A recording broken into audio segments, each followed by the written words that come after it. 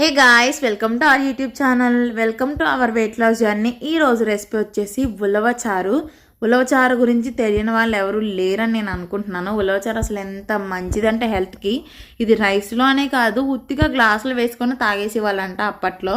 So ఇది తినడం వల్ల బోన్ స్ట్రెంత్ కానీ మజిల్ స్ట్రెంత్ కానీ అండ్ ఫీమేల్స్కి చాలా అంటే చాలా బాగా ఉపయోగపడుతుంది.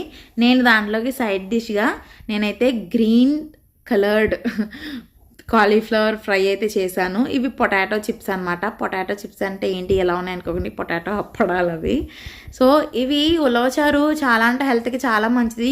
ఈ ఉలవచారు రెసిపీ ఎలా చేసుకోవాలో మీకు తెలియకపోతే కమెంట్ చేయండి, రెసిపీ పెట్టమని చెప్పి నేను ఖచ్చితంగా ఆ వీడియోని అప్లోడ్ చేస్తాను.